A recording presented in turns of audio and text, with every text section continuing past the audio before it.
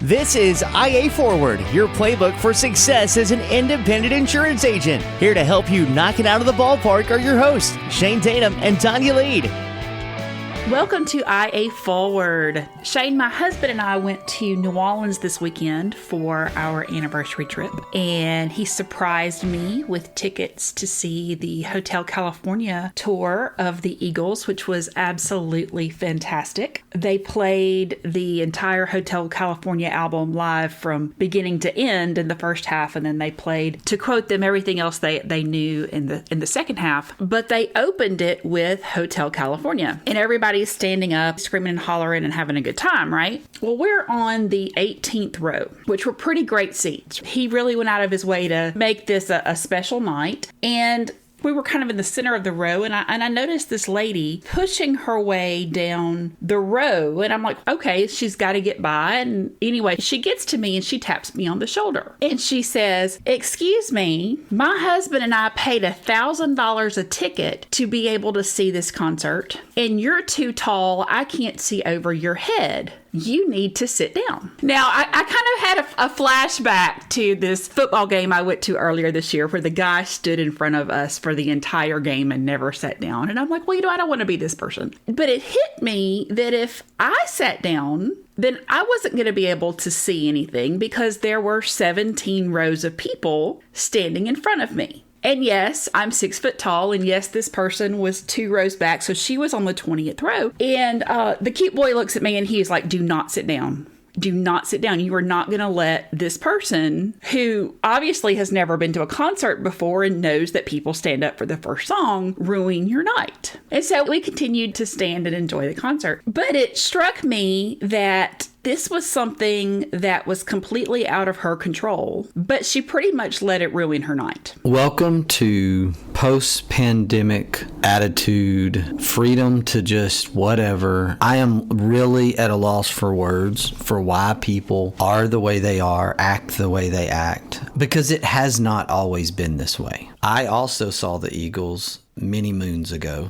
I was able to see them in Rice Football Stadium in Houston for the Hell Freezes Over tour in 1994. I would have never gone up to someone who was in my way, but the whole discussion going down to the concert was, what song are they going to open with? I would have lost $1 gazillion on this bet because I would have said, well, there's no way it'll be Hotel California because they will close with that.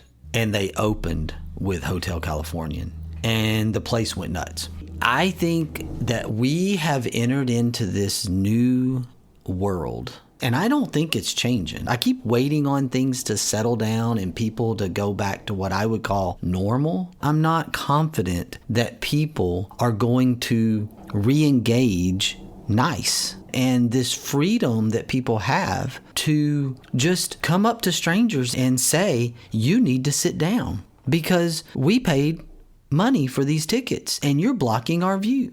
Are you kidding me? I don't get it. It wouldn't have happened 10 years ago. This is something that I am seeing in the last handful of years. Maybe it's social media. Maybe it's we were cooped up in our homes too long. And now we're all insane. I'm not really sure what it is, but it's having a huge effect on society as a whole, specifically the insurance industry. I just want to say paying $1,000 a ticket to see anything is nuts to me. Anyway, bless her heart, the guy standing in front of me was taller and he had bigger hair. So if I would have sat down, she would have still had to look over him.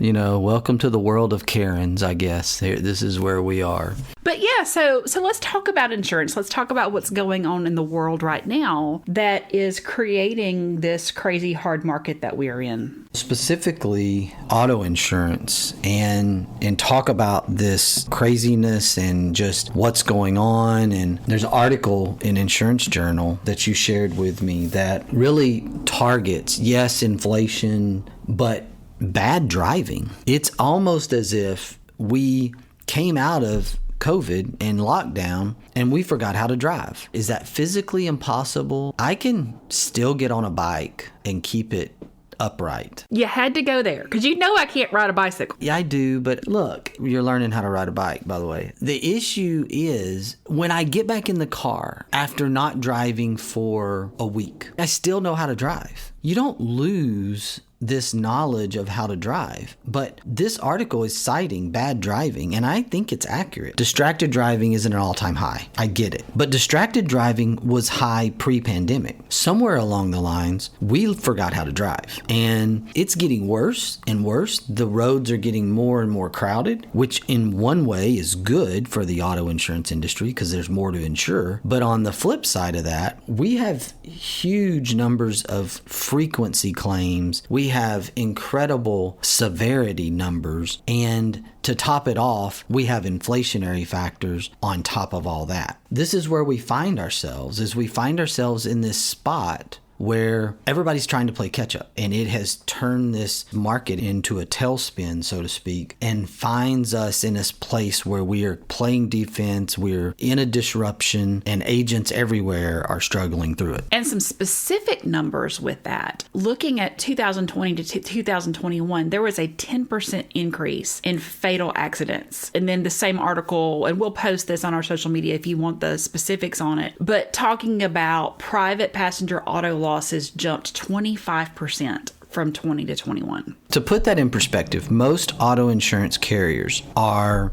targeting year to year, they target a 96% combined ratio. That's your loss ratio plus your expense ratio. That's all in. So they're trying to make 4 cents on the dollar. That's their goal. If you have those types of numbers jump, then you could be talking about $1.10 to $1.20 being paid out for every dollar that is received. Obviously not sustainable. I also think there is this crazy reality of a lesson here. Let's go all the way back to 2020. And in 2020, some marketers, no doubt, because of the potential PR backlash, the potential negative effect that might have come from collecting auto insurance while there's a lockdown going on. What did we do? We started giving money back. We started delaying payments, right? Understandably, we started giving refunds because people weren't driving. And the insurance business is not about this year. It's never about today. And what I really feel like happened is you have this turn on its head 2021, bad driving, severity, 2022 inflation hits. You're behind the 8 ball. Number one, you went backwards. You gave money back as an industry. You went out there and you let the PR side of this affect the true actuarial side of this. And we knew better. And yet we did it anyway because we didn't want to get canceled. We're afraid of activists. So we do this thing.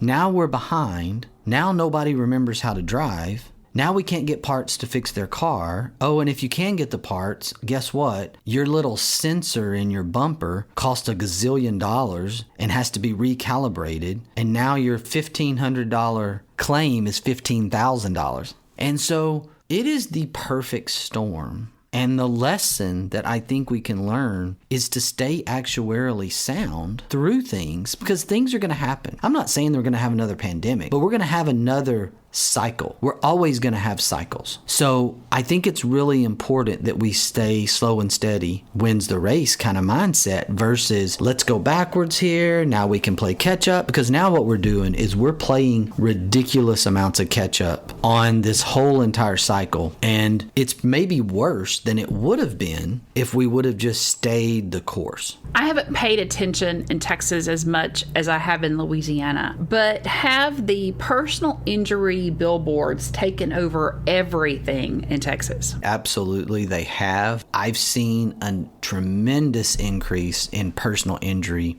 ads. The college football games on local affiliates. As a matter of fact, I would say 60 to 70% of the ads on Sunday afternoon, personal injury ads. So when we think about that and thinking about personal injury judgments, and I think they've increased in the over 300% in the last 10 years. I think people just don't realize where that money's coming from and how it affects them on the back end. When you have created sort of an entitlement around society of getting money. which is what we did. We handed it out with PPP money. We handed it out with all kinds of different things. So much money into the economy that, number one, we know that inflation was completely avoidable at that point once we just kept dumping more and more and more. The other thing is this sort of mental reality that once people get used to taking that money, well, they want more of that money. To me, that helps the trial lawyers, that helps the litigation environment because they have more cases they can sign up. They have more people willing to say, yeah, how about me? I'll take some of that money. It creates that victim mentality if we're not careful. And I think we did do a little bit of that. And I think that now we're still going to be in some of the remnants of that for the foreseeable future. So we can talk about this all day long and talk about all of the things that are contributing to these huge increases that we're seeing. But the reality is our customers don't care. All our customers are seeing is that they haven't had a claim and their rates are going up 10, 20, 30, 40, 50, even 60%. Yes, they are. And they're not happy, but they're generally not happy about any of it. Everything's going up, and we do have a little bit of help. And I have been able to have some conversations and put some of this into practice. It's not fun. It's very much an aggravation process for agents because you're having to potentially remarket your book constantly, which nobody makes money remarketing. But I also feel like that there's been this move, and at least with agents that I've talked to and things that we're doing, where we're doing less and less of that and we're having more conversations instead. Everybody understands, and sometimes they just want to vent. It doesn't mean you're going to lose them. It doesn't mean that they want you to fix it. I use this example. This took me a really long time as a girl dad, as a husband. It took me a long time to realize that just because a problem is being vented does not mean that I need to go fix it. There may be times where I need to go fix something, but most of the time it's just hear me. And I think that happens a lot here. If we can train our people, we have an awesome opportunity here to make our people stronger by turning them into better listeners. And it may end up in a more reliable, a longer term client that actually does not have to be rewritten at all. Because what they figure out, because the whole market has moved, the whole market is kind of catching up with each other. And if they go shop it, they're probably not going to find something better most of the time. I think this really does go both ways. Sometimes my husband will come to me with a problem and my brain kicks into fix-it mode. I had dinner with two of our agents in DFW a few weeks ago, and they're married. They had the agency together, and one of them began to express a problem, and the other one said a phrase. They said, bucket or toolkit. And she said, bucket. And they kept going. And I said, wait, you're going to have to back it up. And this was the code that they have for each other, that at the point that someone expresses a problem, bucket means that I'm listening, but it's kind of going into the bucket and I'm letting it go. Where toolkit means I need a response that can help me fix it. And I thought that was a really nice way that they had created within their relationship to make that happen, so that thinking could apply to listening to our customers. Is this one of those things that it can go in the bucket? They just need the opportunity to vent, to let it out. Or is it really that you need to break out your toolkit and try to fix it? That's a really awesome young married opportunity there. I love it. Now, as an empty nester, I'm more up for the challenge of playing the guessing game. We need things to do these days, and we don't have the activities and the kids to get ready in the mornings and get out the door. And so I think I'm going to keep that one to myself so that Julie and I can stay in this mystery world of, is that bucket or toolkit? But I love it. Young marrieds out there, take note of that. That's a great tool. I wish I would have had it 20-something years ago. I think that it is really good for our customer perception there. I know that I've been on record for saying it's a great time to go on the offensive. Playing offense during a hard market is a very good thing to do because everybody's being disrupted. From captive agents to direct channel to other independents. I understand that there is some defense that you have to play, and I think that it is a missed opportunity to go into total defensive mode, because the reality of it is everyone that calls, again, doesn't necessarily want you to shop their insurance or go through that exercise. What they want to know in a lot of cases is this the best I can do? if that is where they are and you are using an honesty wins approach, and because your account managers know, our account managers know when they're talking to a customer that we have any tenure with whatsoever, that we can probably either help them or they're in the best place that they need to be. And that in and of itself will minimize your activity of doing stuff. I think a lot of times that can go into the bucket and not the toolkit, then frees up capacity to be playing offense during everybody else's disruption. So let's take the idea of playing offense out of a pure science perspective. Yes, we know we should be doing that, but to a more of an applied science, what does that mean? Statistically, the worst of us get 80% of our customers back next year. And I believe that if you take that context, which is real, that we overthink how much people think about their insurance, because it's important to us and we think about insurance all the time. The average consumer does not think about insurance unless they absolutely have to. And they know nothing about it. As someone who has not been in the industry for 1,000 years, we know nothing about insurance except what you tell us that we are supposed to pay every month. When you look at this and you go, okay, if there's some percentage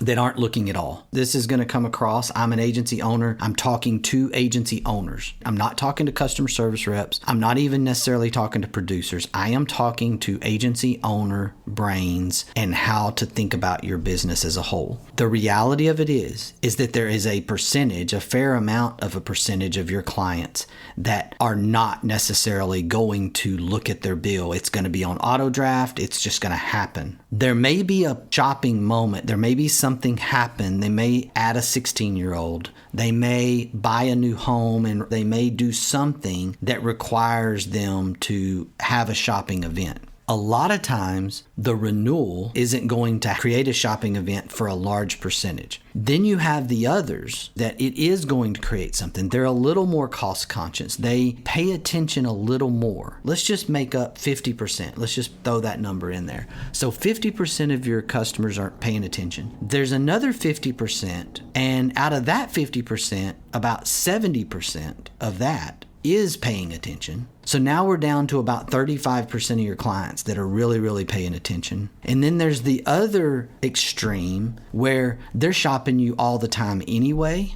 No matter how good of a job you did, that 10% of your clients, they're shopping every year anyway, so this is nothing new to them. So really what you're focused on is you're focused on about 30% of your customers that are paying attention. So what I am saying is that depending on the conversation, depending on where they are, some of them may need to be remarketed. Some of them may need to stay where they are. 70% of your business is probably staying no matter if you do anything. That's where I'm coming from. So if that's the case, then stop spending your energy trying to fix 100% because you're not keeping 100% anyway. No one has 100% retention. The best agents in the world claim to get to 95%. Maybe. I'm going to say it's more around 92. That's the best agents in the world. Incredible mechanisms, all of that. So if that's the reality of it, you're going to lose some business, and you better pay attention to new business by focusing on this greater market out there. And let's say out of 1,000 clients, let's say that you lose 80.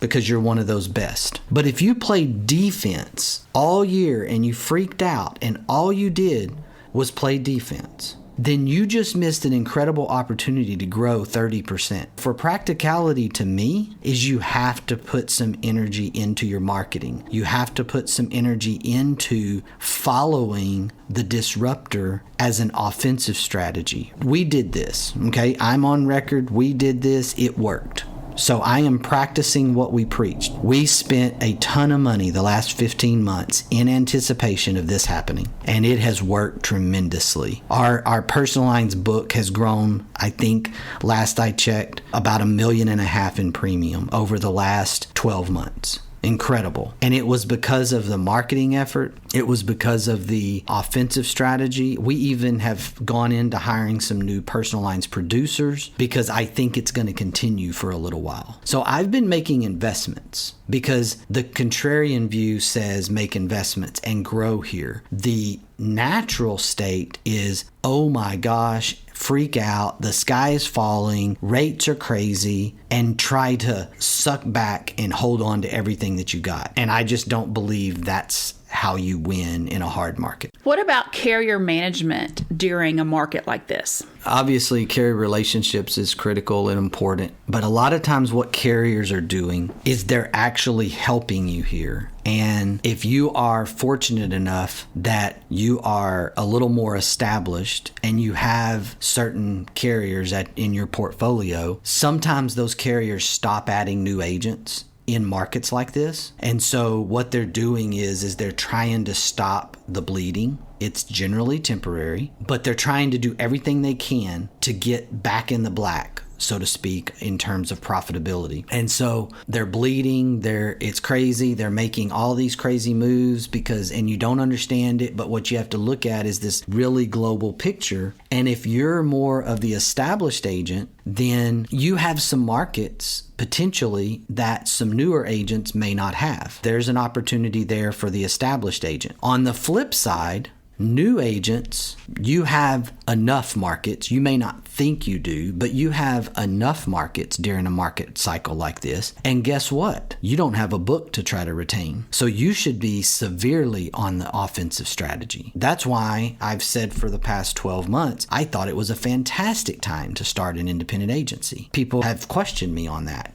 I promise you, you don't have the book to try to retain. You can be 100% wide open, go get it, and the market is disrupted, and you can be the disruptor. It's how you're positioned, what your agency life cycle looks like, is to what you do. Either way, what happens here is you're going to end up either impressing and improving carrier relations with who you have, or helping to play the game to get them back in the black if you're more of an established agent. And I think carrier management, carrier relationships is understanding that you need them to be profitable so that you can be successful long term. And it's back to infinite game look, because they're just trying to get back to where they need to be. The wrong thing to do is to get mad. The wrong thing to do is to get frustrated with them, because they're running a business and you're a distributor and they're the product, and you need the product to be stable and you need the product to be priced adequately long term. We can't get caught up in this. We can't get caught up in they're screwing me. Man, they're doing this to me. You have to understand